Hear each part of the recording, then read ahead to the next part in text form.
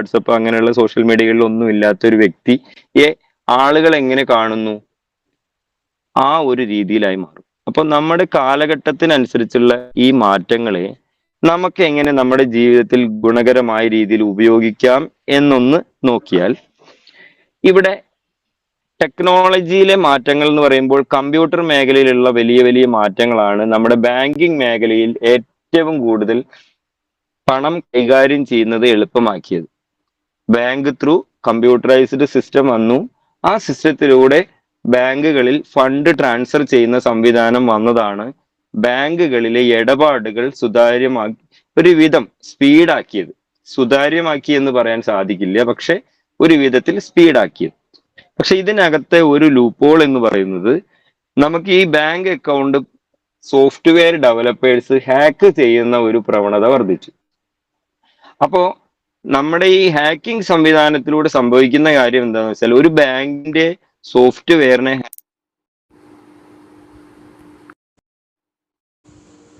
തുറമുഖ പ്രദേശങ്ങളിലുള്ള കണ്ടെയ്നർ ഇടപാടുകൾ നടക്കുന്ന ഷിപ്പിംഗ് മേഖലയിലൊക്കെ ഒരു ഹാക്കിംഗ് നടന്നു കഴിഞ്ഞാൽ കോടാനുകോടി രൂപയുടെ നഷ്ടമാണ് അവിടെ സംഭവിക്കുന്നത്. കാരണം ഒരു ഷിപ്പ് 5000 കണ്ടെയ്നർ ഉൽപ്പന്നങ്ങൾ ഒരു രാജ്യത്തേക്ക് ഇറക്കുമ്പോൾ ആ 5000 കോടി, ഒരു കണ്ടെയ്നറിന് 1 കോടി ഉൽപ്പന്നങ്ങൾ, 1 കോടി രൂപയുടെ മൂല്യമുള്ള ഉൽപ്പന്നങ്ങൾ ഉണ്ടെങ്കിൽ ആ ട്രാൻസാക്ഷൻ എന്ന് പറയുന്നത് 5000 കോടിയുടെയാണ്. ഈ 5000 കോടിയുടെ ട്രാൻസാക്ഷൻ ഒരു ഹാക്കർ ട്രാക്ക് ചെയ്യുമ്പോൾ നഷ്ടപ്പെടുന്നത് ആ വ്യാപാരത്തിൽ 5000 കോടി രൂപയാണ്.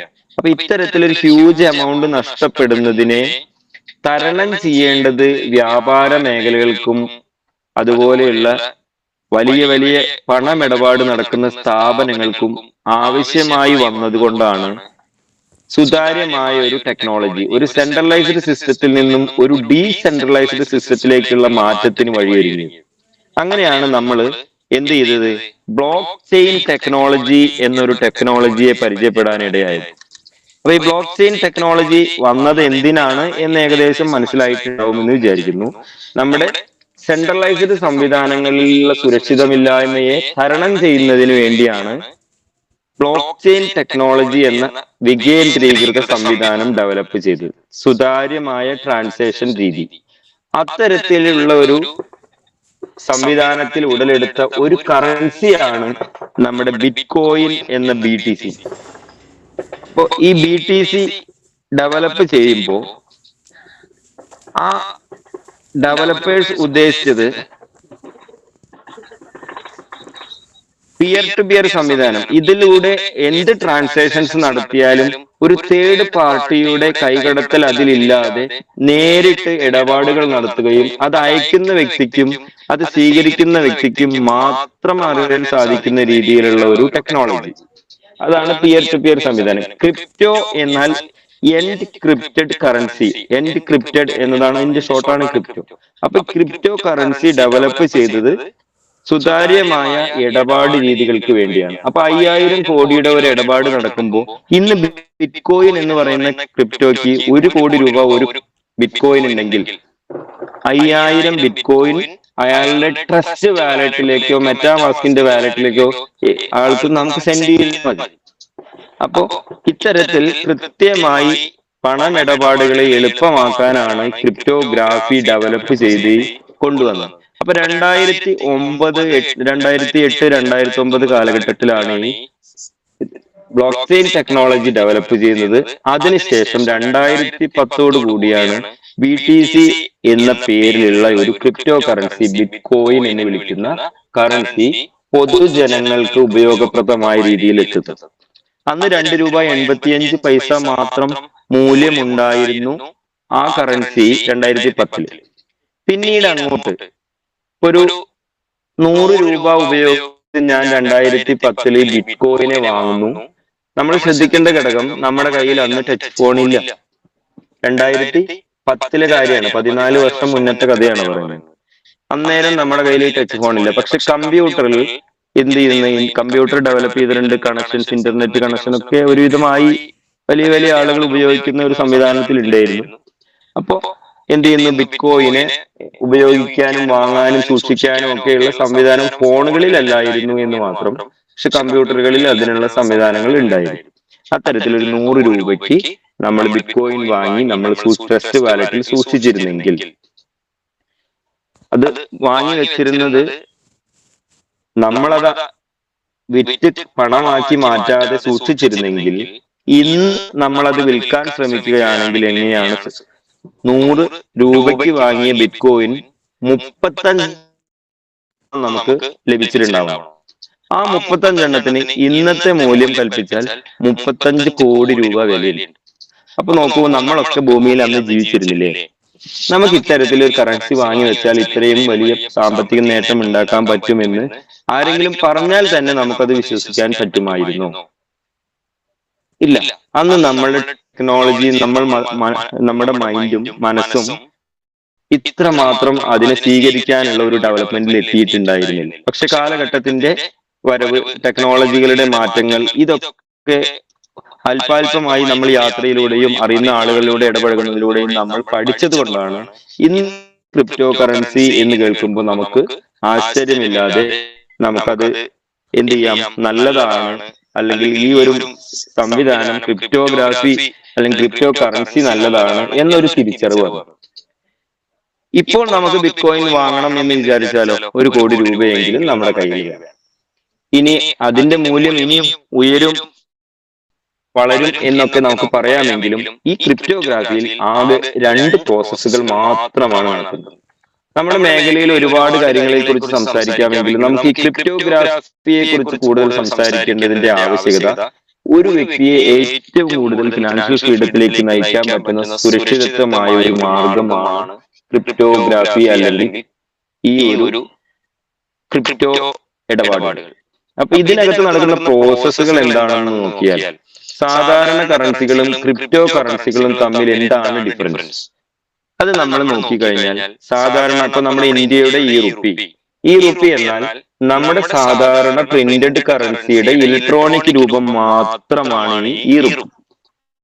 അപ്പൊ ഈ റുപ്പിക്ക് സംഭവിക്കുന്ന കാര്യം എന്താണെന്ന് വെച്ചാൽ, ഇതിനൊരു ഫിക്സഡ് പ്രൈസ് കാണും. അപ്പൊ നിങ്ങളുടെ ഫോണിൽ ഡൗൺലോഡ് ചെയ്യുന്ന കാര്യം ഞാൻ പറഞ്ഞു, അത്തരത്തിൽ നിങ്ങൾ ഡൗൺലോഡ് ചെയ്താൽ കാണാം, ഈ റുപ്പിക്ക് 10 രൂപയാണെങ്കിൽ അത് എന്നും 10 രൂപ തന്നെയുള്ളൂ. ആ 10 രൂപ കൊടുത്ത ആരും 11 രൂപ തരില്ല. അപ്പൊ ഒരു ഫിക്സഡ് റേറ്റ്, ഫിയറ്റ് കറൻസി ആയി മാറുന്ന ഒരു സ്റ്റേബിൾ കറൻസി ആയിട്ടാണ് നമ്മുടെ ഈ റുപ്പി വരുന്നത്. പക്ഷേ ക്രിപ്റ്റോ കറൻസി വരുന്നത് ടെക്നോളജി ബേസ്ഡ് ഇലക്ട്രോണിക് കറൻസികൾ, ഈ ക്രിപ്റ്റോ കറൻസി എന്ന് വിളിക്കുന്നത്. ശ്രദ്ധിക്കണം, ടെക്നോളജി ബേസ്ഡ് ക്രിപ്റ്റോ കറൻസികൾ, ഇലക്ട്രോണിക് കറൻസി, ടെക്നോളജീനെ ബേസ് ചെയ്തുകൊണ്ട് ഡെവലപ്പ് ചെയ്യുന്ന ഇലക്ട്രോണിക് കറൻസികളാണ് ക്രിപ്റ്റോ കറൻസികൾ. ഈ ക്രിപ്റ്റോ കറൻസികൾ മൂല്യം വർദ്ധിക്കുന്നതിന്റെ കാരണം എന്താണ്?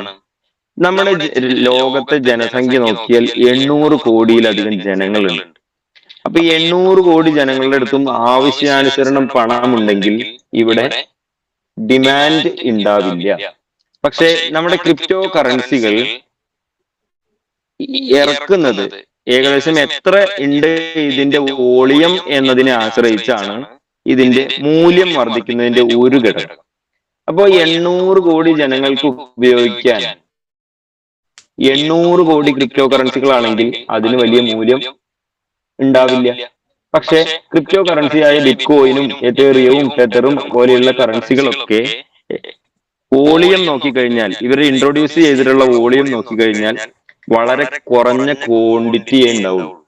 ഈ വളരെ കുറഞ്ഞ ക്വാണ്ടിറ്റി ആവുന്നു എന്നുള്ള ഒരു കാര്യം സംഭവിക്കുന്നത് എന്താന്ന് വെച്ചാൽ, ഇതിന്റെ ഡിമാൻഡ് വർദ്ധിക്കുന്നതിനനുസരിച്ച് ഇതിന്റെ ഉൽപാദനം അല്ലെങ്കിൽ ഇതിന്റെ ലഭ്യത കുറയാവുന്നത് കൊണ്ട് ഇതിന് മൂല്യം വർദ്ധിക്കാനുള്ള സാധ്യത വർദ്ധിക്കും.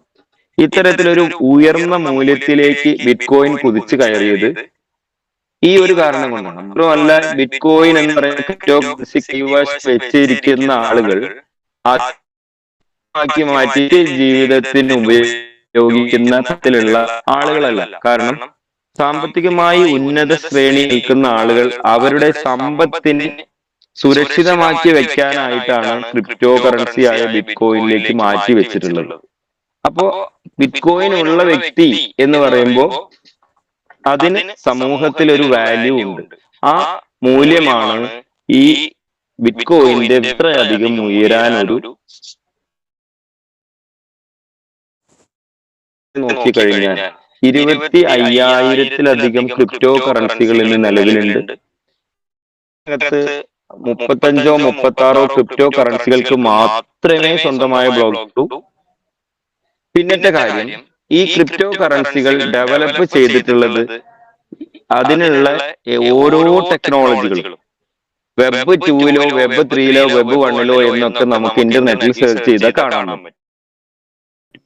ഇവിടെ ആഗോളതലത്തിൽ നോക്കുമ്പോൾ 2010 പൊതുജനങ്ങൾക്കായി ഓപ്പൺ അപ്പ് ചെയ്തിട്ടുള്ള നമ്മുടെ ബിറ്റ്കോയിൻ ഡെവലപ്പ് ചെയ്തിട്ടുള്ള ക്രിപ്റ്റോഗ്രാഫി വെബ് 2-ലെ ക്രിപ്റ്റോഗ്രാഫിയാണ്. വെബ് 2-ൽ ഡെവലപ്പ് ചെയ്ത കറൻസിയാണ് ബിറ്റ്കോയിൻ. ആ ബിറ്റ്കോയിൻ വാങ്ങുകയോ വിൽക്കുകയോ ചെയ്യുന്നതിലൂടെ മാത്രമാണ് ലാഭം ഉണ്ടാക്കാൻ സാധിക്കുന്നത്. ഇതിനകത്ത് വേറെ പ്രോസസ് ഒന്നും ഒളിഞ്ഞിരിപ്പില്ല. കാരണം ബിറ്റ്കോയിനെ നമ്മൾ വില കുറഞ്ഞ സമയത്ത് വാങ്ങുകയാണെങ്കിൽ അത് കൈവശം വെച്ചിരിക്കുന്ന വ്യക്തിക്ക് അതിന് മൂല്യം വർദ്ധിക്കുമ്പോൾ അത് വിറ്റുമാക്കി മാറ്റുമ്പോൾ ലാഭം ലഭിക്കും. മറ്റൊരു കാര്യം, ഇത്തരത്തിലുള്ള ഒരു കറൻസി നമ്മൾ വാങ്ങി സൂക്ഷിക്കുന്നു, അതിന്റെ മൂല്യം കുറയുകയാണെങ്കിൽ നമുക്ക് നഷ്ടസാധ്യതകൾക്ക് കൂടുതൽ സംഭവിക്കാനുള്ള കാര്യമുണ്ട്. കാരണം നമ്മൾ എത്രയാണോ വാങ്ങി വെച്ചത് അതിന് അന്നത്തെ മൂല്യം എത്രയായിരുന്നു, പിന്നീട് അതിന്റെ മൂല്യം കുറയുകയാണെങ്കിൽ നമുക്ക് അതിന് നഷ്ടസാധ്യതകൾ ഒരുപാടുണ്ട്. ഈ രണ്ട് പ്രോസസ്സ് മാത്രമാണ് നമ്മുടെ ക്രിപ്റ്റോ കറൻസികളിൽ നടക്കുന്നത്. വാങ്ങൽ വിൽക്കൽ പ്രോസസ് മാത്രം. പക്ഷെ പഠിപ്പിക്കാനായിട്ട് നമ്മുടെ കണ്ണൂരിന്റെ ലീഡേഴ്സ് വരുന്ന ദിവസം 26-ാം തീയതി കണ്ണൂർ പയ്യാവലം ബീച്ചിനടുത്തുള്ള ബീച്ച് റിസോർട്ടിൽ ഒരു ടെക്നിക്കൽ പ്രോഗ്രാം വെച്ചിട്ടുണ്ട്. എല്ലാവരും ആ പ്രോഗ്രാമിന്റെ ടിക്കറ്റ് ബുക്ക് ചെയ്യുക. ലിമിറ്റഡ് സീറ്റുകളേ ഉള്ളൂ. അവിടെ മനീഷ് സാറും ഷാജി സാറും തുടങ്ങുന്ന എല്ലാ ലീഡേഴ്സും അവിടെ ഉണ്ടായിരിക്കും. മാത്രമല്ല, കറക്റ്റ് ആയിട്ട് ഫോക്കസ് ചെയ്യുന്നത് എങ്ങനെയാണ് സീഡ് പാർട്ട്ണർഷിപ്പ്, എന്താണ് നമ്മളുടെ ഫോണിനകത്തെ ഓരോ പ്രോസസ്സിലൂടെയും PVC മെറ്റയുടെ പ്രോസസ്സ് എങ്ങനെ ചെയ്യുന്നു, എങ്ങനെയാണ് നമുക്കിത് സ്വന്തമായിട്ട് ചെയ്യാൻ കഴിയുക, നമ്മുടെ വാലറ്റ് തുറന്നാൽ നമ്മൾ കാണുന്ന ഓരോ അക്കങ്ങളും എങ്ങനെ വരുന്നു, എവിടെ നിന്ന് വരുന്നു, ഇതെന്താണ് എന്ന് എങ്ങനെ മറ്റൊരാൾക്ക് പറഞ്ഞു കൊടുക്കാം. ഇങ്ങനെ ഒരു ട്യൂട്ടോറിയൽ സെഷൻ, കൃത്യമായ ടെക്നിക്കൽ ട്യൂട്ടോറിയൽ സെഷൻ ആണ് വരുന്ന 26-ാം തീയതി കണ്ണൂരിൽ നടക്കാൻ പോകുന്നത്. വളരെ റഷാണ്. ടിക്കറ്റുകൾ എത്രയും പെട്ടെന്ന് ബുക്ക് ചെയ്തോളുക. കാരണം ഇത്തരത്തിലൊരു ടെക്നിക്കൽ സപ്പോർട്ട് കൂടി ഉണ്ടെങ്കിൽ മാത്രമാണ് ഇനി അങ്ങോട്ട് നമുക്ക് എളുപ്പം ടീം ഡെവലപ്പ് ചെയ്യാനും നമ്മുടെ ഇൻകം വർദ്ധിപ്പിക്കാനും അതിലൂടെ നമ്മുടെ സഹപ്രവർത്തകരുടെ ഇൻകം വർദ്ധിപ്പിക്കാനും നമ്മുടെയും നമ്മുടെ സമൂഹത്തിന്റെയും സാമ്പത്തിക ഭദ്രതയിൽ നിർണായക പങ്ക് വഹിക്കുന്ന വ്യക്തികളാണ് എന്നെ ശ്രവിക്കുന്ന എല്ലാവരും എന്ന് എനിക്ക്